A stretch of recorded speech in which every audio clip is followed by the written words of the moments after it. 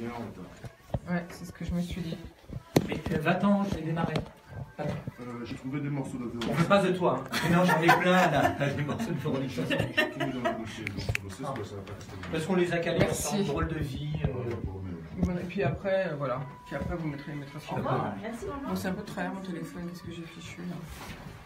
Merci encore, Merci Virginie, tu Christophe. reviens quand tu peux Ah oui, avec plaisir. pour d'autres spectacles. Ouais. Bah là, en fait, le 5 avril, on a Banlieue Bleue. Fabiole. Et ça va être top, c'est du Ah rail oui, c'est le électro. festival du jazz. Et dans le c'est club qui passe à Mazzelta Rennes. et Sofiane Maïsidi, c'est génial. D'accord. Enfin, c'est vraiment grosse fête. Et du coup, eux, ils pourraient venir. J'avais déjà un peu sondé. Donc, s'ils peuvent venir, c'est mieux, ils peuvent faire du live et tout ça. Oui, ça peut être Ok. sympa. On en reparle. Ouais. Bon Ciao. week-end à Merci. Sanité, je t'envoie le mail avec les Ça noms. marche. Au revoir. Bonne Les journée. enfoirés sur BFM Radio Anguin à 8h58, pratiquement la fin de la matinale. Juste avant de nous quitter, il nous reste encore quelques places de cinéma à gagner au 01 34 12 12 22, 01 34 12 12 22, des places de cinéma pour venir rencontrer Franck Dubosc qui présentera son film Tout le monde debout dimanche à l'UGC Anguin-les-Bains. Si vous voulez être de la partie, c'est maintenant qu'il faut jouer au 01 34 12 12 22. Vous avez reconnu cette voix? Oui, non, oui, oui, oui. 01 34 12 12 22, 01 34 12 12 22.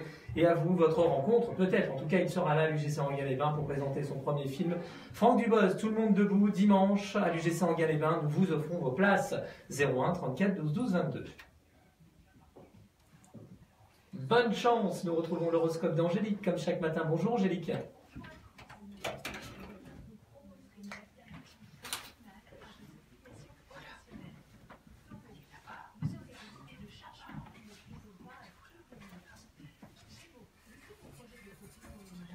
Bonjour. C'est Christophe, C'est c'est sa Sophia. matinale et Sophia qui font la matinale de 7h à 9h. Oui, il fait très chaud, je vous conseille de...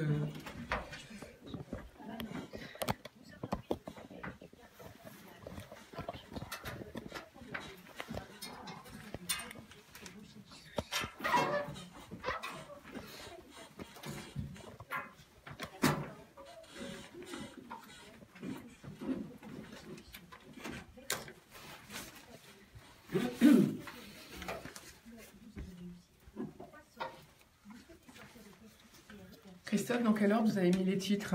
Je vous dis après. Merci beaucoup Angélique, très bon week-end et nous vous retrouverons la semaine prochaine pour d'autres horoscopes. Il est pratiquement 9h sur la radio du bien-être. Je vous rappelle juste un spectacle qui aura lieu demain du côté de Paris entre le 15e et le 16e qui rendra hommage à Claude François, 40 ans déjà que Coupeau nous a quittés, le 11 mars 1978. Et donc un grand spectacle sera organisé demain à Paris de 14h à 20h au chapiteau Bormann-Moreno.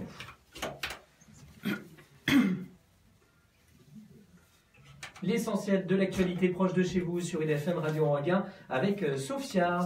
Débutons par des événements autour de la journée de la femme. Les lycéens de Garges-et-Gonesse, Sarcelles et les collégiens d'établissements environnants ont pu rencontrer de grandes femmes comme Édith Cresson, l'ex-premier ministre de 1991 à 1992.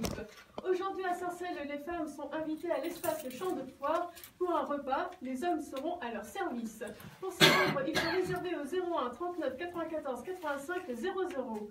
Ce samedi à Magnan-Vexin, à l'espace Marianne, vous pouvez assister à des ateliers bien-être à partir de 14h, puis à un atelier d'écriture et de débat à 17h, et voir une exposition nommée Droits des femmes et combat féministe. Contactez le 01 34 67 23 83 pour en savoir plus.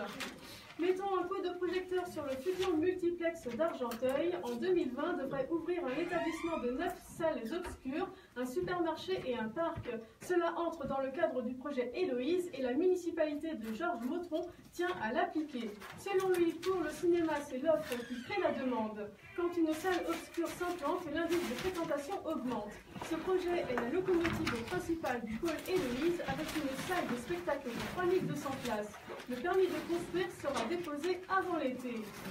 En matière d'orientation scolaire, le collège Robert Benoît de Gonesse organise aujourd'hui un forum des métiers. Les élèves de 4e et de 3e de cet établissement et d'autres aux alentours pourront rencontrer une vingtaine de professionnels de différents secteurs. C'est aujourd'hui de 17h à 20h au 2 allée Jean Gabin à Gonesse.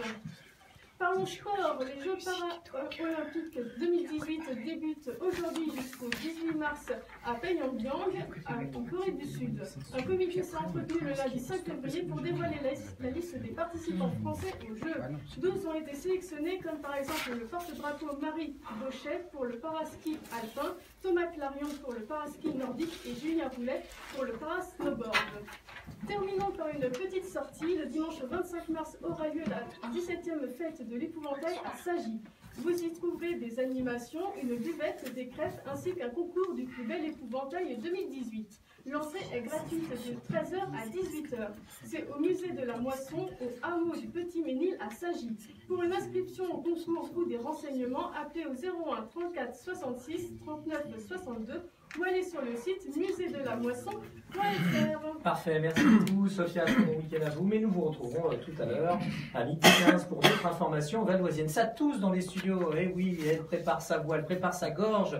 C'est Florence pour le bar de l'économie. Bonjour Florence. Bonjour Christophe, bonjour à tous et à toutes. D'ici quelques minutes, nous parlerons notamment de gérer un parc d'entreprises et vous accueillerez aussi une start-up qui se prénomme... Exactement, Kangoo Malin.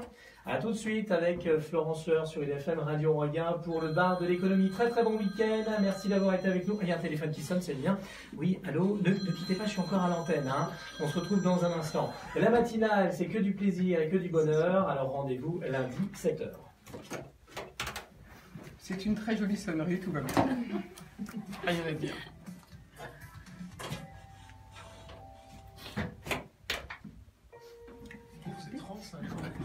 Je vais le toucher tout de suite parce que je vais tout dérégler. C'est le monde qui porte comme ça. On n'a pas l'habitude. Et voilà. Indicatif et les poses, elles sont là devant. 1, 2, 3, 4. 3 poses, pardon, excuse-moi. Indicatif et les poses sont derrière. Elles sont dans l'ordre. Ah, c'est toute une organisation. Ah non, mais vous imaginez, Bravo messieurs. c'est chaud par moment. Bonne émission. Merci beaucoup Christophe.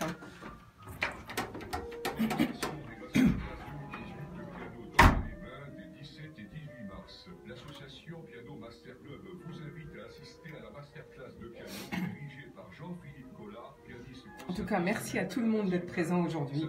C'est gentil. Merci de nous avoir invités surtout. Surtout profitez-en pour bien dire, enfin je vais vous présenter, pour bien dire ce que vous voulez dire, l'actualité. Nous, c'est surtout le fait d'insister sur les services, parce qu'on se rend compte que c'est toujours les services qui sont pas connus. Quoi. Non, bah justement, Les gens on ne savent sait ce pas. qu'on fait. Non, Voilà. on ne sait pas. Donc, on nous connaît à travers la restauration et la sécurité sûreté des parcs, Ah non, ça je savais même pas. mais on ne connaît pas sur les autres domaines. Il y a combien de salariés qui gèrent le parc? On est à pas nombreux, 3. Après, c'est une concession, le restaurant? C'était 3, ça fait Ouais, 6. 6. Le restaurant, c'est une concession? C'est une concession, c'est un prestataire. Oui, mais pas vous signer un contrat de délégation de service. Oui, c'est tout ça. à fait. Tout à fait. Florence Blanc. On y va. Attendez. Et voilà, nous voici, bienvenue au bar de l'économie pour une petite heure. Eh bien oui, sur l'économie, les entreprises, les startups. Vous connaissez le principe de l'émission depuis que nous avons démarré au mois de mi-octobre 2017. Suivez donc nous en direct, en vidéo live sur Facebook, page IDFM bien sûr, ou en web radio sur idfm98.fr si vous êtes à votre bureau. Et si vous voulez témoigner ou envoyer une information ou nous contacter, appelez-nous au 01 34 12 12 22 ou via notre page Facebook, il y a Messenger, des petits messages. Alors aujourd'hui, à 25 km de la Défense, le parc de Saint-Ouen, ou le parc comme on dit, est une véritable porte d'entrée sur les 16 autres parcs d'activités de la communauté d'agglomération de Cergy-Pontoise. Le parc, en tout cas, c'est 500 entreprises, 12 000 emplois, 500 hectares verdoyants, et on les connaît plus sous le nom de Vergalan ou parc Béthune, qui accueille des entreprises, des unités de production, des centres de recherche, de développement, ainsi que des plateformes logistiques, mais aussi un restaurant, bref, Pour en parler, nous accueillons avec grand plaisir aujourd'hui Véronique Valder. Bonjour. Bonjour. Vous êtes la déléguée générale de la coopérative Le Parc. En fait, vous gérez ce parc. À vos côtés, Roger Boutonnet. Bonjour. Bonjour. Vous êtes le président bénévole, il faut dire, de la coopérative, donc qui a démarré en 1971 sur le plateau du Vergalan à l'époque, donc depuis 47 ans. Mais en fait, vous êtes surtout professionnel de l'industrie, président du groupe CTELM, qui détient 2 sociétés, Facifrance, spécialiste de grues et de manutention embarquée, et la société Marel, spécialisée dans les bennes basculantes à potence et à câble. Mais en plus, vous êtes président du Stade français, et bien oui, le rugby, et notamment le rugby féminin. À vos côtés, Zara Boutlélis, bonjour. Bonjour. C'est notre jeune femme remarquable du jour, puisque cette semaine, nous mettons les femmes à l'honneur. D'ailleurs, aujourd'hui, vous êtes 3 femmes en studio. Vous allez nous décrire votre parcours remarquable, car vous êtes née à Goussainville, vous y avez vécu, et vous avez réussi à devenir et à signer un contrat avec BFM TV depuis juillet 2017. Vous allez nous raconter votre parcours tout à l'heure. À vos côtés, Émilie Abad. Bonjour, Émilie. Après avoir travaillé comme directrice de publicité, vous avez décidé de fonder votre start-up. Et votre start-up, c'est Kangoo Malin, qui a été fondée tout récemment en octobre 2017. Vous nous raconterez ça également tout à l'heure. En fin d'émission, bien sûr, les conseils immobiliers du jour et puis aussi peut-être quelques petites infos que j'ai à vous communiquer, car l'actualité est très riche en ce moment, surtout depuis le mois de janvier, comme vous l'avez vu, beaucoup de réformes en cours annoncées par le gouvernement. Avant tout, une petite pépite musicale. Donc cette semaine, on continue. Honneur aux femmes et aujourd'hui, honneur à Véronique Sanson. Et voici Drôle de vie.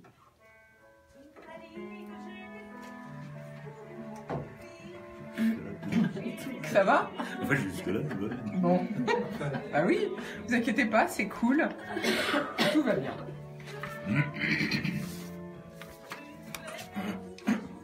Donc vous voyez, comme dans ma présentation, il y a toutes mes questions en fait. Donc Oui. c'est facile, hein. Ouais. C'est pas compliqué. Hein. Il n'y a que vous c'est quand même vous qui savez la substantifique moelle de vos entreprises. Donc c'est à vous de nous dire vraiment ce qui est le plus fort. Hein. Parce que ça va vite hein, en radio. Zara, elle a l'habitude. On déroule notre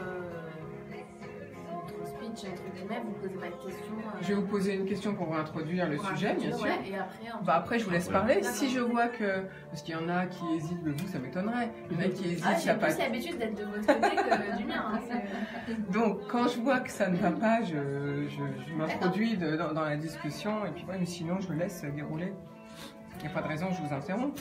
Parce que si j'interromps, d'abord, vous allez perdre le fil. oui, ouais. Donc, j'interromps pas, mon principe. On n'est pas dans une émission où on fait du pitch. Ça fait combien de temps, là? On arrive à 1h30. On va attendre un tout petit peu. Que je m'éclaircisse la gorge. Ouais. C'est pareil, je m'empêche de travailler là aussi. Parce que le matin, c'est bizarre. Hein. Oui, enfin bon, c'est comme ça. Sinon, Je suis en info, Non, ça va aller. On va y aller. Attendez, que je retrouve mes petits papiers du jour. on va juste Voilà. après le refrain.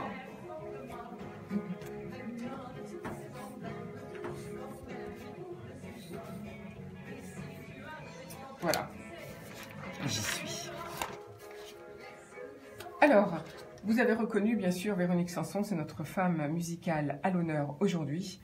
Alors, Véronique Valder, Roger Boutonnet, vous dirigez le parc, donc cet espace de 500 hectares où se regroupent des entreprises pour travailler. Alors, pourquoi ce statut de coopérative? Qu'est-ce que ça apporte d'être en coopération, finalement? La coopérative nous amène déjà des valeurs assez extraordinaires. C'est un homme, une voix en assemblée générale, c'est un principe d'équité et c'est toute une organisation bien spécifique sur les services qui sont en effet à la destination de toutes les entreprises du parc. Quels services apportez-vous? Alors les services sur lesquels je dirais on est les plus connus, ce sont les services de restauration, où nous faisons plus de 130 000 repas par an. Mais c'est aussi tout un PC de sécurité qui est en charge de la sécurité des entreprises, parce que les entreprises sont reliées pour différents types d'alarmes, que ce soit incendie, anti-intrusion ou technique. mais aussi des rondes qui sont faites sur les parcs, puisqu'on fait plus de 10 000 km par mois au niveau du PC de sécurité. Donc c'est une surveillance accrue autour des entreprises. Donc, c'est vous qui assurez la sécurité de l'ensemble des entreprises du parc. Tout à fait. Et puis après, des services moins connus, parce que c'est vrai qu'on oublie un peu notre slogan. Nous, souvent, ce que l'on met en avant, c'est que pour nous, c'est plus qu'une ambition, c'est une véritable façon d'agir vis-à-vis des entreprises. Donc une façon de les accompagner, une façon de les écouter, une façon de les d'être utiles vis-à-vis des entreprises. Donc bien évidemment, on a une plateforme web qui est interactive, avec un espace qui est dédié aux entreprises. Mais donc il y a un espace professionnel en fait, professionnel, avec un code. Vous êtes obligé de vous loguer pour pouvoir avoir accès à certains services. On gère bien évidemment, comme vous avez pu le voir, les réseaux sociaux, toute la stratégie de communication. Mais on assure aussi le relationnel avec toutes les institutions, les organismes et les associations de Cergy-Pontoise et aussi du Val d'Oise. Nous défendons bien évidemment les intérêts des entreprises du parc auprès des différentes institutions. Nous centralisons et aussi nous diffusons les informations. Est-ce qu'il y a besoin de défendre les intérêts? Qu'est-ce qu'on peut mettre en péril par rapport aux institutions? Par rapport aux institutions, ce sont différentes problématiques. En fait, une entreprise, vous savez, les derniers sondages disent qu'un chef d'entreprise manque en moyenne de 3 heures, plus de 3h20 par jour. Donc forcément, le chef d'entreprise, pour aller glaner des informations ne serait-ce que sur la directe, sur les emplois francs, sur le RGPD qui arrive très prochainement, sur le fait d'avoir une mutuelle obligatoire, souvent n'ont pas le temps d'aller consulter différents sites ou d'aller se rapprocher de différents organismes. Donc nous, en concentrant cette information et en la diffusant, on leur facilite un peu la recherche. Et par rapport à des petites problématiques, c'est leur dire, voilà, il faut téléphoner à tel endroit, tel organisme, et parfois les accompagner pour pouvoir en effet défendre un sujet, défendre un intérêt, défendre un projet d'extension, défendre le fait qu'on recherche des emplois et qu'on ne le trouve pas forcément sur Cergy-Pontoise. Alors vous avez dit, on a dit 500 hectares, ça fait des kilomètres de route à entretenir. Qui entretient? Alors tout ce qui est voirie et espace vert est entretenu par, c'est public et est entretenu par la ville de Saint-Ouen et la communauté d'agglomération. Et d'ailleurs c'est à ce titre-là que la communauté d'agglomération a sorti tout un plan d'écologie industrielle et tout un plan de déplacement interentreprise. Donc voilà, ce qui me permet de dire aussi qu'on travaille en étroite collaboration, bien évidemment, avec plus spécifiquement la ville de Saint-Ouen, mais aussi avec la communauté d'agglomération. On favorise bien évidemment aussi tout ce qui est rencontres, échanges et solidarité entre les chefs d'entreprise à travers différentes manifestations. On organise des petits déjeuners, le village qui est devenu un rendez-vous institutionnel maintenant au mois de juin, et puis des réunions thématiques. Donc, alors 500 entreprises à animer, ça doit être très prenant. Donc Roger Boutonnet, vous êtes le nouveau président finalement, ça fait quelques mois que vous êtes à la tête de cette coopérative, bénévolement, alors en plus de la gestion de vos entreprises. Donc ça vous oblige à aller voir chacune Alors j'ai été élu en septembre 2017. Effectivement, je me donne un peu plus de temps de liberté aujourd'hui puisque j'ai réorganisé mes entreprises pour avoir cette liberté et j'essaie et je demande à Véronique de me prévoir des rendez-vous pour aller voir les chefs d'entreprise de la zone puisque jusqu'à aujourd'hui, même administrateur, quand vous gérez les entreprises, vous êtes à fond dans le guidon quoi, et vous ne relevez pas trop la tête, vous ne regardez pas trop ce qui se passe à côté. Aujourd'hui, je vais prendre le temps d'eux. Et c'est dans un esprit d'ouverture que j'ai pris la présidence au mois de septembre, en toute transparence et pour accompagner mes homologues sur la zone. Alors, est-ce qu'il y a des locaux disponibles en ce moment? Alors, il y a toujours plus ou moins des locaux disponibles, soit à la vente, soit en location. Et justement, nous assurons l'interface entre les bailleurs et ceux qui recherchent des locaux. Donc là, les locaux, quand ils sont la propriété donc, de l'industriel en question qu'ils souhaitent vendre, là, vous vous en occupez aussi ou bien... Non. On fait juste, on les aide à promouvoir l'information et puis à la répandre. Mais nous sommes absolument pas commercialisateurs. Nous n'intervenons pas sur ce genre de sujet. D'accord, vous leur facilitez juste la Voilà, on tâche leur en cas de besoin. facilite, et c'est dans ce sens-là qu'on soutient les entreprises, parce qu'on dispense des conseils, de l'assistance et de la mise en relation avec des experts ou des professionnels dont c'est le métier. Allez, on fait une toute petite pause musicale et on revient parler du parc dans quelques minutes. Alors, ce que je ne sais pas, c'est quels sont vos projets. Est-ce qu'il y a des projets en cours, des projets à venir? Est-ce qu'il y a des... Je crois que ça serait pas mal que... Parce que sinon, après, on va passer la parole, on va parler de vos entreprises. Et puis... Tu sais, c'est le palier, notre mission d'augmenter l'attractivité. Donc, voilà. L'amélioration des services, le déploiement d'autres services. Est-ce qu'il y a des... Voilà, c'était... Donc, la question, c'est de dire... C'est la phrase que tu avais sortie pour les vœux. Tu l'as là. Pas mes notes. Julien, c'est... Je l'appelle encore? Si je l'appelle encore, ouais, et je l'appelle encore Véronique Sanson, sans son. Ouais. Voilà, il est calé pile poil pour une fois. Il est calé. C'est nickel. Donc, on peut parler des projets, donc. Ouais, augmenter l'attractivité du parc, en fait. Mais en faisant quoi? C'est les partenariats. Par le dialogue, l'écoute, etc. Et augmenter les services, parce que c'est répondre toujours aux attentes des chefs d'entreprise.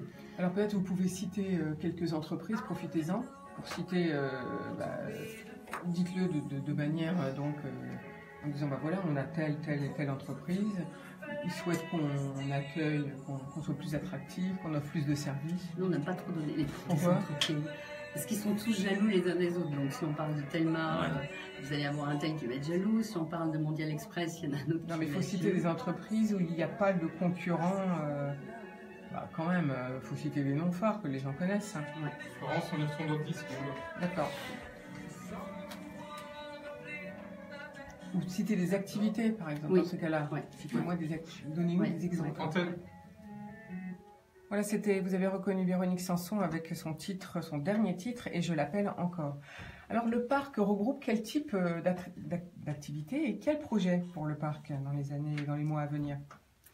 Alors, au niveau des projets, parce que notre ambition, c'est toujours bien évidemment d'augmenter l'attractivité de nos parcs, donc par le dialogue et l'écoute, comme l'a souligné Roger.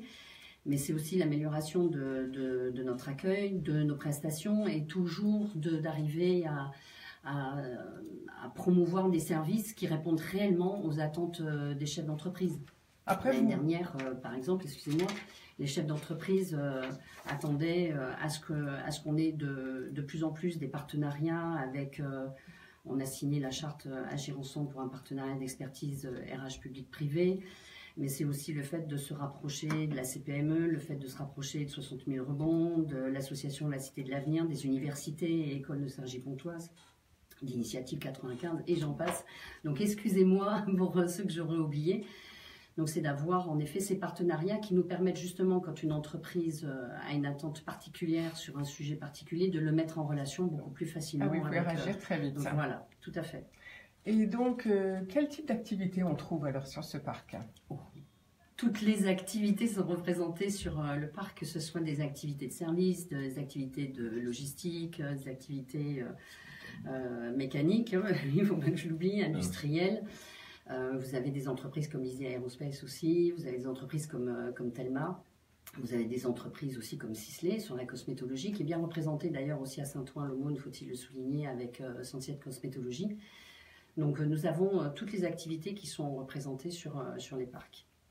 Oui, c'est assez cette vaste. Cette diversité, c'est ce qui en fait aussi sa richesse et la complémentarité entre les chefs d'entreprise. Et les chefs d'entreprise se réunissent régulièrement pour échanger, déjà, pour qu'on soulève ensemble certaines thématiques, comme l'année dernière sur tout ce qui était fraude fiscale, tout ce qui est piratage, tout ce qui est comment développer un site web, comment on peut lancer une activité e-commerce, différents sujets qu'eux-mêmes fixent.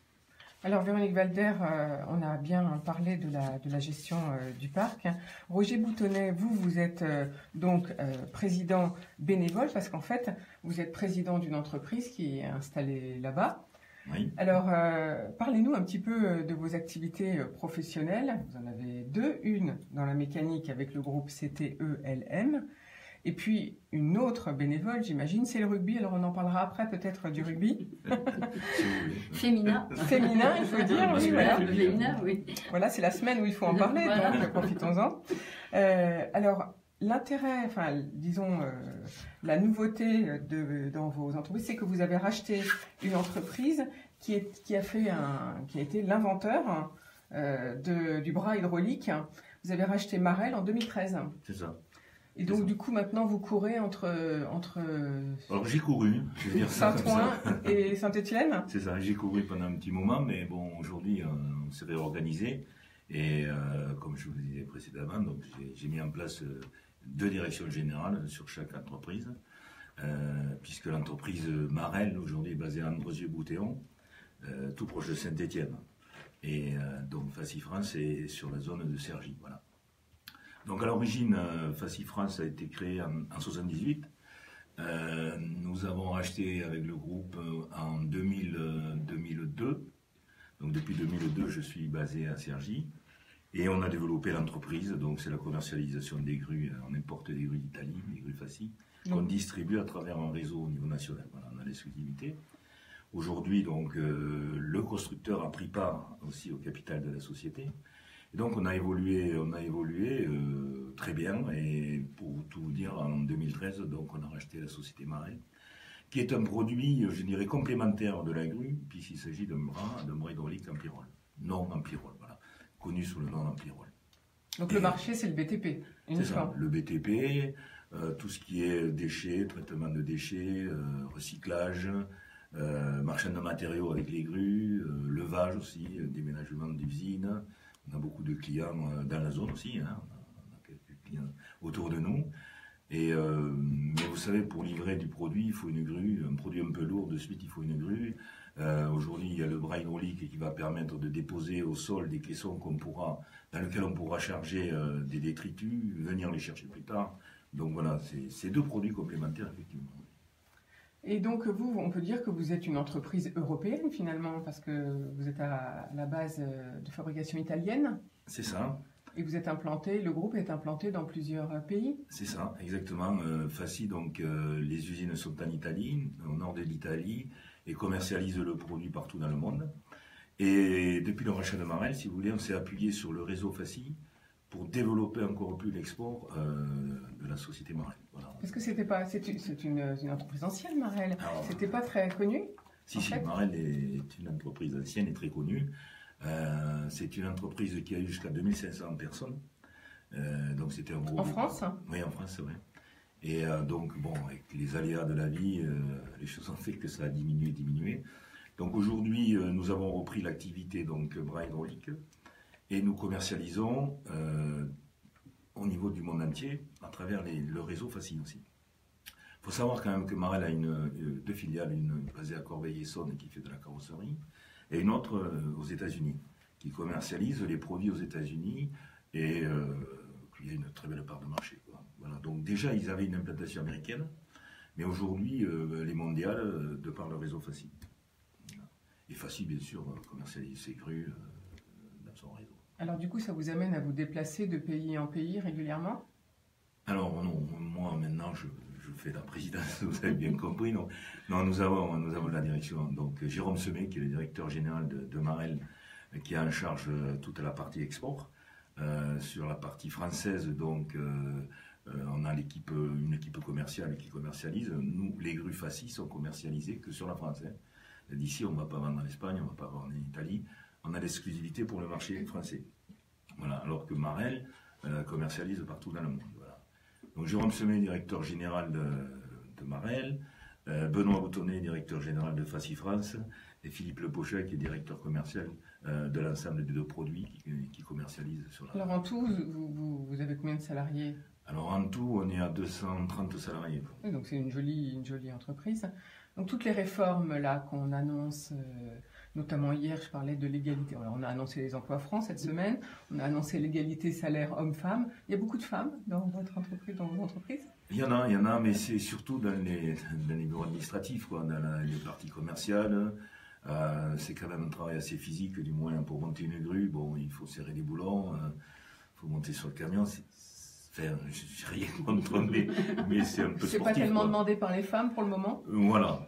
Aujourd'hui, on les voit beaucoup arriver à la conduite de camions, de choses comme ça, mais bon, après, il y a quand même un peu de physique et de fatigue. Bon, même à l'usine, il y en a quelques-unes aussi. On peut avoir un contrôle qualité, on peut les avoir dans des départements un peu plus administratifs quoi, que forcément sur une machine. Même si sur les machines, aujourd'hui, il y en a de plus en plus. Hein.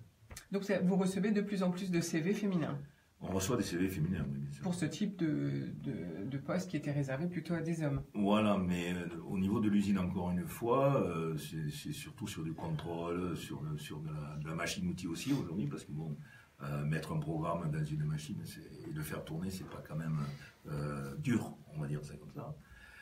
Mais ça se démocratise. Alors les prochains projets pour vos entreprises, quels sont vos objectifs? Alors, on va terminer déjà celui qu'on a lancé depuis 2 ans, c'est l'harmonisation de nos réseaux commerciaux, qui va nous aider à prendre des parts de marché, c'est le cas aujourd'hui. Donc, quand on aura fini ça, ben, on va réfléchir peut-être à nos rapprochements d'autres entreprises qui sont un peu dans le secteur, avoir des synergies aussi avec ces produits-là sur soit le commerce, soit les achats, soit la production. Donc on est toujours en veille. Vous êtes toujours en veille de reprise d'entreprise, voilà. donc à la limite... À un moment donné, on va améliorer toujours nos produits, s'adapter aux nouveaux marchés, surtout à l'export, où il y a des produits un peu particuliers. Je parle là de Marel. Mais on a toujours l'œil à regarder ce qui se passe autour et éventuellement avoir des opportunités pour... aujourd'hui, le groupe est à 77 millions d'euros. J'ai toujours eu l'objectif de passer à 100, donc voilà, on ne sait jamais. On va peut-être pas le faire sur les bases d'aujourd'hui, mais peut-être un jour on arrivera avec une autre entreprise à le faire. Voilà. Et donc, ce que vous voulez dire, c'est que dans le domaine du BTP, vous avez encore de quoi vous étendre en produits et en gamme de produits, d'outils? Au niveau des produits, bon, les grues, si vous voulez, sont arrivées à un certain niveau de technologie. Je ne vois pas... des recherches, ça commence à être difficile. Donc on a beaucoup de produits à proposer. Ambra, c'est pareil. Bon, on développe Ambra surtout pour les marchés export, hein, parce que chaque pays a ses habitudes, ses normes aussi peut-être. Et donc là, il nous manquait des produits, mais ça c'était un cours de développement. Donc aujourd'hui, ben, c'est surtout, je dirais, la vitesse des marchés qui nous font vendre plus ou pas. Et actuellement, on ne va pas trop se plaindre. Donc ça veut dire que le BTP repart, contrairement à ce qu'on a connu il y a quelques mois. Je pense qu'il est reparti et j'espère qu'il va tenir avec les échéances à venir au niveau de la France, au niveau des JO, etc. Et que le Grand Paris, tout ça, va continuer à tirer un petit peu cette activité qui aujourd'hui marche bien, quoi, on le voit. Alors, est-ce que vous avez aussi des velléités de vous développer dans d'autres pays où vous n'êtes pas encore représenté? Non, là, à mon niveau, peut-être le futur président du groupe aura d'autres ambitions. Les miennes restent franco-françaises. Je pense qu'il faut garder de la proximité. Au niveau du commerce, après, quand vous avez une base, vous pouvez toujours faire du commerce à l'étranger, c'est pas le problème. Mais prendre une entreprise à l'étranger, bon, à mon niveau, c'est d'autres, c'est très prenant et donc vous voulez pas... Non, là-dessus, bon, peut-être mon actionnaire... qui n'est autre que Giovanni Fassi, faudra peut-être le faire, mais il le fait de son côté, dans son groupe à lui, et bon, ça se passe plutôt pas trop mal, quoi. Roger Boutonnet, je vous propose une petite pause musicale, et puis on revient tout de suite avec vous, on va parler un peu du rugby quand même. Donc là, je l'ai calé à une 18. Une 18, bon. Ouais, ça va. C'est une très belle chanson, celle-là. J'ai viens 2 minutes. On mettra quoi en musique après derrière? Comment? Bah après, je sais pas, ce qu'il y a en stock, qu'est-ce qu'on a? Je sais pas, il y a le titre qu'on n'avait pas diffusé hier. Bah oui, voilà. C'était lequel? C'était Alexia Gredi, Paradis, et puis Clara Luciani, La Grenade. Dans le dossier d'hier, ils y sont, oui. Okay. Heureusement que je mets des chansons d'avance, moi, toujours. Ça fait 2 fois cette semaine que ça m'arrive. Vous faites ça tous les jours? C'est du bénévolat, moi aussi, c'est tous les jours. Vous en sortez bien. C'est bien. Je sais pas si je m'en sors bien, mais... Il faut peut-être prendre des vacances, qu'on fait comme ça. Mais ça m'a fait beaucoup de bien, les vacances de février. Là, je fais jamais d'émission pendant les vacances scolaires. D'accord. Donc, il ne faudra pas me proposer des rendez-vous ces jours-là. Je ne suis pas là. Non, parce qu'une émission économique, c'est super. Mais En ce moment, les réformes, c'est tous les jours. Oui. Donc il faut suivre l'actualité. Et alors là, moi j'ai un petit peu d'infos à On glisser. tourne dans 8 secondes. Alors là maintenant, il y a beaucoup de réformes annoncées, mais maintenant ça va être la privatisation. Le scoop du jour, c'est ADP. On y va? Oui.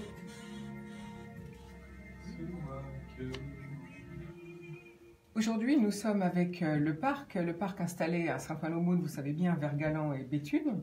Nous avons tout compris sur la gestion d'un parc grâce à Véronique Valder et Roger Boutonnet, et respectivement donc délégué général et le président. Mais Roger Boutonnet, c'est un industriel qui vient de nous parler d'ailleurs de ses entreprises, mais il a aussi une autre facette, c'est président du Stade français. Alors, qu'est-ce que ça implique le Stade français ? Mais la même chose qu'au parc, c'est du bénévolat.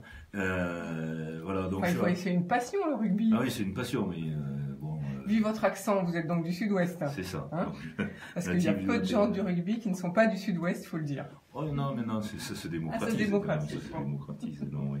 Donc je suis originaire du sud-ouest du Lot-et-Garonne. Et bien sûr, j'ai joué au rugby. Et quand je suis arrivé à Paris, mon fils voulait jouer au rugby. Donc je l'accompagnais. Donc on était à Senlis à l'époque, donc au club de Senlis. Et il a eu l'idée de se tester pour entrer au Stade français. À l'époque, Max Guazzini, je ne sais pas si vous avez connu le Stade français, sous Max Guazzini, voilà, c'était en 2000. Et donc il a été pris en détection, il a été pris. Il était donc junior, cadet junior. Voilà, je l'ai suivi puisque j'aimais ce sport. Et voilà, donc j'y suis resté en fait. Lui, il en est parti, puisque aujourd'hui il a 35 ans, donc il a arrêté. Et moi, j'y suis resté. J'ai accompagné les équipes espoirs pendant très longtemps. Et donc j'ai accompagné des joueurs qui sont internationaux aujourd'hui, quoi. Et ça me fait plaisir de les voir à ce niveau-là.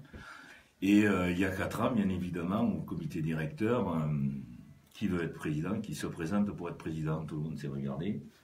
Et personne n'a levé la main. Personne ne voulait. Voilà.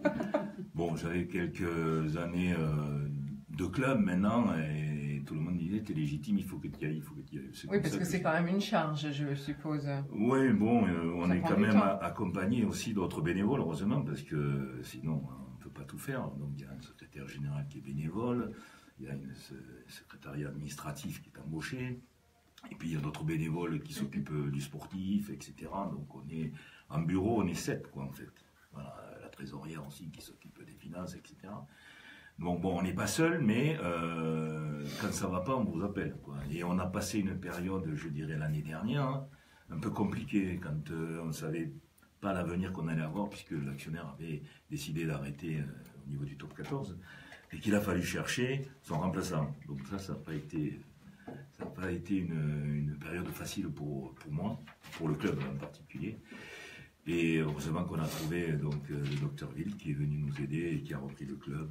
Voilà. Donc on a pu continuer. Bon, aujourd'hui, on est dans une passe un peu difficile sur le plan sportif. Hein, à cause des résultats, vous voulez dire, mais on ne va pas trop parler des résultats alors. Voilà, ça va aller mieux. Bon, je crois on a l'espoir.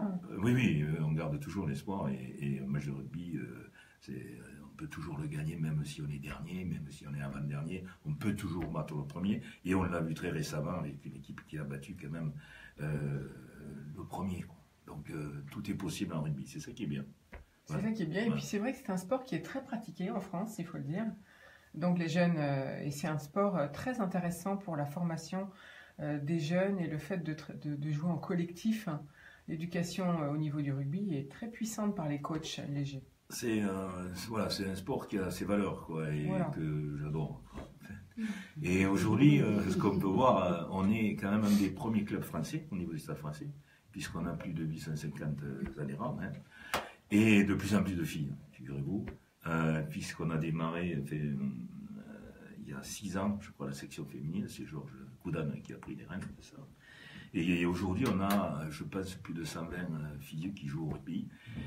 Et quand on a démarré au bas de l'échelle, hein, et aujourd'hui on va se retrouver la saison prochaine en haut de l'échelle, c'est-à-dire dans le top 16. Voilà. Donc elles ont bien bossé, et il y en a de plus en plus. On a aujourd'hui 3 équipes, donc l'équipe 1 qui va jouer en élite l'année prochaine, l'élite 1, elle est en élite 2 cette année, elles sont secondes, donc voilà, on joue les phases finales et tout, on est très fiers. Et l'année prochaine, donc, elles vont jouer à l'Énitune. Et on a créé une équipe 2 qui joue en Fédéral 2, qui est seconde aussi du classement, donc ça tourne bien. Et on a des cadettes maintenant, des jeunes. Beau résultat, donc. De plus en plus de jeunes qui rentrent. Alors, où joue-t-on? Ils sont où les, où sont les stades? Ça, c'est un peu le problème que nous avons, c'est les infrastructures. Quand on a la possibilité d'avoir une pelouse, c'est celle d'Auteuil aujourd'hui. Hein, donc, on s'entraîne sur Auteuil. Principalement, donc. Principalement. On a Vaucresson, où là, c'est du terrain en herbe, et là, c'est un peu compliqué, parce qu'ici, il ne fait pas soleil tout le temps, hein, on le sait. Mais non, malheureusement. Donc, c'est souvent boueux. Et bon, autrefois, on n'avait que Vaucresson, et on a eu des résultats, et on a joué avec les jeunes. Alors, c'est vrai qu'à la fin du match, on ne savait pas qui était qui, hein, puisque tout le monde était plein de boue. D'accord? Mais sur le synthétique, c'est un peu différent. Donc, on a ça. Alors, à Jambouin, c'est les pros, la section professionnelle qui s'entraîne, qui nous prête de temps en temps un peu des installations, mais pas le terrain, hein, mais une salle qu'on a de gymnase un peu pour il y a le centre élite aussi des jeunes qu'on rentre à l'association et sur lequel on a un double projet sportif et scolaire. Et on a des lycées aux alentours qui nous font des horaires aménagés, c'est-à-dire que le matin ils sont en cours, l'après-midi ils sont sur le rugby. Et il y a le centre de formation donc, qui est géré par les pros en plus. Donc voilà, donc on essaie d'attirer des jeunes pour renouveler un petit peu et les faire évoluer au niveau rugby à leur meilleur niveau. Voilà. Merci beaucoup Roger Boutonnet pour tout ce que vous faites pour la société, parce que tous ces temps de bénévolat, eh bien c'est du temps que vous n'avez pas pour faire d'autres choses. Donc bravo. Alors à nos côtés aujourd'hui, notre jeune femme remarquable de la semaine, c'est Zara Boutlelis.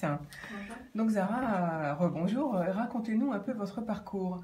Alors vous avez signé donc en juillet 2017 ce contrat avec BFM. Comment ça s'est fait? Alors ça remonte à très très loin. Déjà de base, c'est vous êtes toute jeune, ça peut pas remonter si loin que ça quand même. L'envie d'être journaliste remonte quand même au début du collège, disons. Et à ce moment-là, on m'a dit, on avait les petits rendez-vous avec les conseillères d'orientation. On m'a dit, bon, mademoiselle, vous avez de très bonnes notes, c'est très bien, vous pouvez faire ce que vous voulez. Par contre, le journalisme, bon, c'est un secteur un peu bouché, puis c'est un milieu très parisien, et puis vous connaissez pas grand monde, donc mes parents n'étaient pas dans ce milieu-là. Parce que il faut dire que vous étiez au collège à Goussainville. Oui, c'est ça. C'était un collège classé ZEP à l'époque, mais qui était très bien. Et du coup, moi, je me suis dit, bon, je vais tenter le coup, parce que je me connais, j'aurais des remords si je ne sais pas d'aller jusqu'au bout de ce rêve-là. Et puis, du coup, j'ai commencé à chercher quelle filière, quelle était la meilleure formule, entre guillemets, pour devenir journaliste, parce qu'il n'y a pas de voie unique tracée. À partir de là, donc j'ai fait mon bac général, et puis ensuite, je suis partie en fac de droit.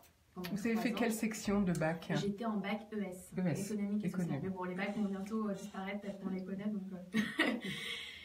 donc ensuite, j'ai fait une fac de droit, j'étais à Paris 10 à Nanterre. J'ai fait ça pendant 3 ans, plus une année de master de droit pénal. Et à partir de là, je pouvais enfin accéder aux concours des écoles de journalisme qui sont accessibles à Bac plus 3, Bac plus 4. Donc il y a 14 écoles en France reconnues par la profession qui ont des concours très sélectifs, donc qui impliquent quelques années universitaires après le bac. Et du coup, j'ai accédé à une prépa. Et je tiens à en parler parce que beaucoup de gens ne savent pas qu'elle existe. On a beaucoup de prépas privées qui sont parfois très chères, parfois même plus chères que les écoles. Voilà. Celle-là est gratuite et elle est destinée aux élèves boursiers. Et donc, ça permet d'avoir une certaine diversité pour ensuite entrer dans les médias, parce qu'on n'a pas que des profils d'élèves, d'étudiants, enfants eux-mêmes de journalistes ou très parisiens. On a des élèves du coup qui viennent de milieux ruraux, de quartiers populaires, de milieux plus défavorisés que d'autres. Donc c'est une prépa très intéressante ça s'appelle la chance au concours. Elle est où cette prépa? Elle est à Paris ou... Elle est à Paris, et depuis cette année, elle est dans plusieurs grandes villes de France. Donc elle est à Toulouse, elle est à Grenoble, bientôt à Marseille. Donc on va peut-être redonner le nom. la chance au concours. La chance au concours. CAC, vous pourrez trouver voilà, une école spécifique pour les boursiers. C'est ça. Et donc, pendant 6-7 mois, cette prépa voilà, formée par des journalistes bénévoles professionnels va former des étudiants, une vingtaine d'étudiants à chaque fois, pour préparer ces concours-là. Moi, j'en ai préparé 6. Et sur les 6, j'en ai eu 2. Et en fait, j'ai eu les deux meilleures écoles de la liste des 14. Et si on m'avait dit ça, en fait, quand j'étais au collège, je me serais dit, mais non, mais c'est impossible, en fait. Du coup, se retrouver à avoir, au départ, se dire, oui, bah, peut-être que je vais pas y arriver parce que c'est vrai, c'est bouché, machin, etc. Mais au final, quand vous avez les 2 écoles qui vous appellent en vous disant, mais venez chez nous, mais non, mais venez chez nous, en fait, ça, c'est un peu... on ne se rend pas bien compte sur le coup. Et du coup, j'ai choisi le CFJ Paris. C'est le centre de formation des journalistes qui, voilà, c'est une très grande école qui a eu 70 ans. Je fais partie de la promo des 70 ans, justement, qui a été créée par des résistants français. Enfin, voilà. Et pendant 2 ans, donc, on travaille de manière très professionnelle à l'école. On n'a pas de cours théoriques. On a des caméras, des micros, un studio radio comme le vôtre, un studio télé. Et on fait toutes sortes d'exercices journalistiques, des stages aussi. Donc beaucoup de pratiques. Beaucoup de pratiques. Et puis en 2e année, on se choisit une spécialité. Donc soit la presse écrite, la télé ou la radio. Moi j'ai choisi la télé. À partir de là, pendant toute cette année-là, on fait pareil de la télé, des JT, des reportages, des longs formats, des magazines, on fait un peu de tout. Et puis à la fin de ces 2 ans, vous avez chaque chaîne de télé qui va organiser ce qu'on appelle une bourse. Donc c'est un concours destiné à ces étudiants en sortie d'école pour leur faciliter l'insertion professionnelle. Et donc on est tous dispatchés sur une chaîne. Moi j'ai passé la bourse de BFM TV, donc, qui s'appelle le défi BFM TV. Et j'ai remporté la catégorie rédactrice-reporter, ce qui m'a donné droit à un contrat directement avant même d'être diplômée en fait. J'étais diplômée en octobre, mais mon contrat a commencé en juillet 2017. Et donc voilà, c'est un contrat d'1 an. C'est vrai que c'est quelque chose d'assez exceptionnel, entre guillemets, dans le monde journalistique, parce que les contrats longs se font rares, surtout au début. En ce moment, oui. Voilà, de carrière. On commence souvent par être pigiste, donc c'est-à-dire qu'on peut travailler pour plusieurs médias, par-ci, par-là, quelques jours. Donc c'est une énorme chance que j'ai eue là. Bravo en tout cas pour votre formation et votre travail surtout, parce que c'est quand même ça qui a gagné. C'est voilà. votre qualité de travail. J'aimerais dire vraiment aux personnes qui nous écoutent, et notamment s'il y a des jeunes qui nous écoutent, vraiment oser aller au bout de vos envies. De vos rêves. Voilà, de vos rêves. Et parfois on peut vous dire des choses qui vont peut-être vous démotiver, mais dans quelques années, vous aurez des remords si vous n'avez pas essayé. Donc, oui, il ne faut pas toujours écouter ce que les enseignants disent, parce qu'ils ne peuvent pas savoir comment un jeune va devenir. On peut manquer de maturité, mais dans 10 ans plus tard, être complètement l'inverse. Moi, je suis contre tout ça et je trouve que l'orientation est faite beaucoup trop jeune. Il faut laisser les enfants se développer tranquillement plutôt que de vouloir tout pousser. Voilà. Enfin bon, ça c'est d'habitude, je donne pas mon sentiment, mais pour une fois, j'en profite. Merci beaucoup, Zahra Boutlélis. On va tout de suite partir sur notre start-up du jour. Parce que le temps défile. Alors, c'est donc la semaine des femmes. Émilie Abad, vous avez décidé de fonder Kangoo Malin. Alors, qu'est-ce que vous nous proposez avec Kangoo Malin? Alors, Kangoo Malin est un site internet que j'ai lancé au mois d'octobre avec 2 associés, donc nous sommes 3 dans l'équipe. Et Kangoo Malin permet de déléguer ses achats en magasin ou bien de rentabiliser ses déplacements magasins. C'est-à-dire que je vous prends l'exemple de Léa qui habite en Guin, par exemple, et qui a vu un meuble dans un magasin suédois. Elle n'a pas le temps ou elle n'a pas envie d'aller dans ce magasin. Elle va donc déléguer son achat à quelqu'un qui a prévu de se rendre dans ce même magasin. Du coup, c'est assez simple et c'est rapide. Elle va elle va déposer sa demande sur Kangoo Malin. Et d'un autre côté, vous avez Alex qui habite aux alentours d'Anguin, peut-être à Montmorency. Il a prévu de se rendre dans ce même magasin. Il va donc en profiter pour rentabiliser son déplacement shopping. Il va acheter et livrer le meuble que Léa a demandé. Et du coup, il va gagner un pourboire pour le service rendu. Donc c'est un système gagnant-gagnant où d'un côté, Léa va gagner du temps et d'un autre côté, Alex va gagner de l'argent. Alors, qui paye? Comment ça se passe? C'est l'internaute qui paye sur le site et c'est le site, c'est vous donc qui reversez, ou bien ça se passe en direct entre les deux particuliers finalement? Alors, tout est sécurisé sur la plateforme, c'est-à-dire que Léa va payer en amont le prix de son meuble, majoré du pourboire qu'elle versera à Alex. Et une fois que Alex rencontre Léa pour lui fournir son meuble, il va être remboursé de l'avance qu'il a faite en magasin. C'est donc Kangoo Malin qui fait le Alors, on passe remboursement. par une plateforme sécurisée qui s'appelle MangoPay, très connue, et qui permet de sécuriser toute cette partie financière. Exactement, il n'y a pas d'échange d'argent en direct. Mais alors, qui fixe le taux du pourboire? C'est fixé d'origine, c'est vous qui l'avez fixé, oui, ou c'est tout à fait. En fait, c'est c'est nous particuliers qui disons, bah voilà, moi je veux tant, parce que ma rentabilité de voiture, par exemple, mettons c'est 2 € pour faire un trajet, je veux tant, voilà. Alors, on guide l'utilisateur et on indique des pourboires entre 3 et 7 € en fonction de la taille du produit à rapporter. Pour l'achat et la livraison, on va gagner entre 3 et 7 €, ce qui fait que si on réalise dans un mois plusieurs transactions de ce type, si on rend service, si on est très généreux, et on rend service à nos voisins au sens large, mis bout à bout, ça peut faire une petite somme intéressante. Et puis de toute façon, Alex, il allait dans ce magasin. Donc, on est sur un principe d'économie collaborative, de partage. Alex, il partage son coffre et il rend service à Léa. D'accord. Et donc, vous en êtes où alors dans votre développement de start-up? Donc, la société a bientôt 6 mois. On met en place toute la communication pour se faire connaître, que ce soit sur les réseaux sociaux, Facebook, Twitter ou Instagram. On sollicite les médias et puis on est à l'écoute d'éventuels investisseurs de manière à développer et à accélérer la croissance de l'entreprise. Donc pour ça, vous allez peut-être vous mettre en réseau, aller voir des oui, tout à fait.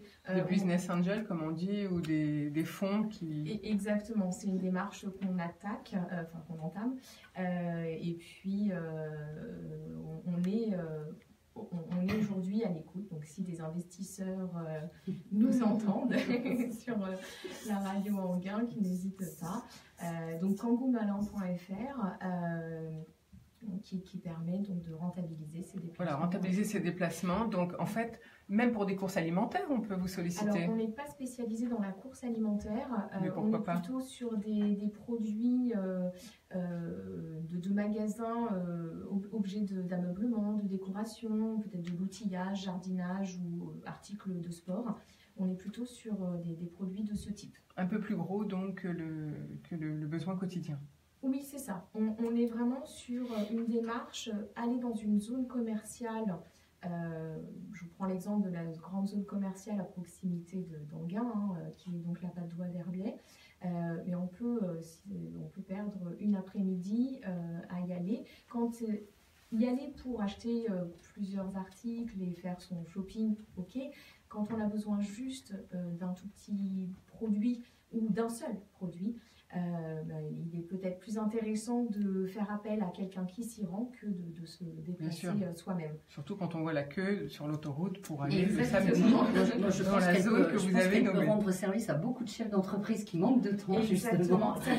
Donc on va se rapprocher pour pouvoir justement sur notre plateforme peut-être vous mettre justement en avant, parce que plus j'entends ce discours, plus je me dis waouh, les chefs d'entreprise vont gagner du temps. Mais avec plaisir, effectivement. D'un côté, on va avoir des personnes qui manquent de temps ou qui préfèrent utiliser leur temps différemment que de s'enfermer dans une zone commerciale. Et puis d'un autre côté, vous avez des personnes qui ont déjà un esprit de partage et d'entraide. Et donc, voilà, l'idée de se rendre service est toujours intéressant, surtout entre voisins. On travaille sur la proximité. Je voulais également juste préciser que on s'arrange plus facilement avec un particulier qu'avec un... Enfin, plus facilement on s'arrange tout court avec un particulier plutôt qu'avec un livreur professionnel. On a tous vécu des soucis ou on a des anecdotes à raconter sur la livraison traditionnelle, des horaires qui sont très stricts, contraignants. Aujourd'hui, avec un particulier, on peut s'arranger, on peut se rencontrer sur des horaires plus flexibles, peut-être le week-end, peut-être plus tardif. C'est des choses qui sont pas possibles à ce jour avec des livraisons professionnelles. Merci beaucoup, Émilie Abad. On va juste répéter votre site, c'est kangoumalin.fr. Tout à fait, KANGOUMALIN.fr. Voilà, donc vos besoins, c'est le financement, bien sûr, hein, et puis peut-être des locaux, ou peut-être vous pourrez rejoindre un incubateur aussi. Oui, effectivement. On est également à l'écoute et en recherche de ce type de programme. Et on a surtout besoin d'utilisateurs. Voilà, on fait un appel à toutes les personnes qui ont des véhicules et qui peuvent s'inscrire sur votre plateforme. Et à tous ceux qui ont envie de déléguer leurs achats et ne pas se rendre. Voilà, et puis ensuite les clients, c'est-à-dire ceux qui vont aller déléguer le fait de devoir acheter, c'est vrai que des gros meubles, les femmes seront sans doute ravies et je pense que les chefs d'entreprise aussi. Mais l'heure tourne, on a quelques infos à vous transmettre aujourd'hui. Hier, je vous ai parlé des inégalités salariales entre hommes-femmes, bien sûr. Alors, comment les entreprises seront-elles sanctionnées? Eh bien, en fait, c'est à partir de 50 salariés. Les sanctions tomberont en 2022. Oui, il avait été annoncé à partir de 250 salariés, ça c'est pour cette année, mais à partir de 2020, les entreprises de 50 salariés seront concernées.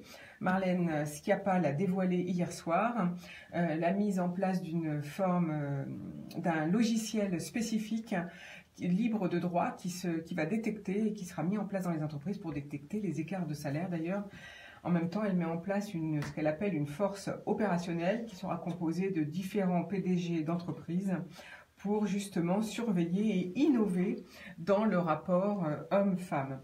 Elle souhaite également agir pour l'égalité en milieu scolaire. Souvenez-vous, le 19 janvier dernier, je vous avais fait un reportage au lycée d'Osny.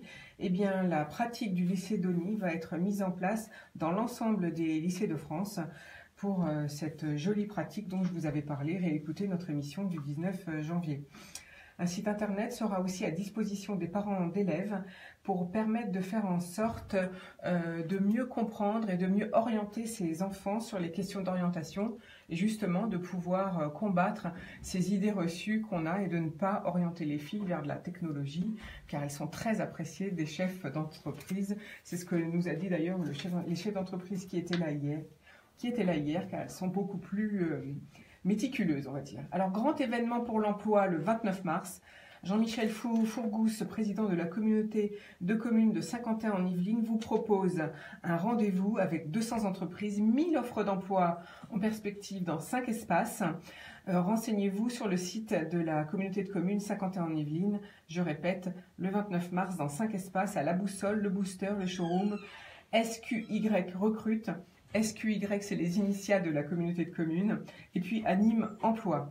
Aussi, autre journée pour l'emploi, mais cette fois-ci pour des jobs d'été, si vous êtes intéressé par ça. Les jobs d'été, c'est le mardi 13 mars, donc ça va très vite, c'est mardi prochain, de 10h à 18h, au Centre 4, au 104 rue d'Aubervilliers, à Paris 19e, au métro Riquet. Et maintenant, place au conseil immobilier du jour. Bonjour Larissa Minoff. Bonjour Florence. Alors, donc nous allons parler aujourd'hui des jeunes en France. Donc en France, un jeune sur 3 veut acheter un logement neuf. Donc tout va très bien pour le marché de l'immobilier neuf. Les Français sont 19 à envisager l'achat d'un logement neuf et les moins de 34 ans sont même à 35% à avoir ce projet.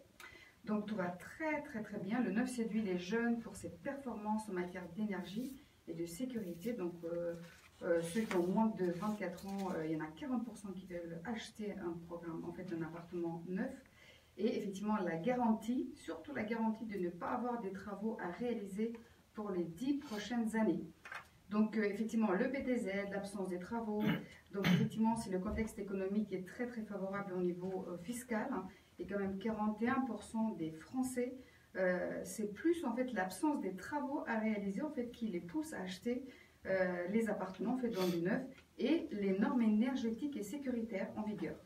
Donc aujourd'hui, nous avons 35% des Français se tournent vers le neuf pour les bénéficier de taux de crédit particulièrement bas, 27% pour les dispositifs fiscaux et 22% pour les aides de l'achat comme le prêt à taux zéro.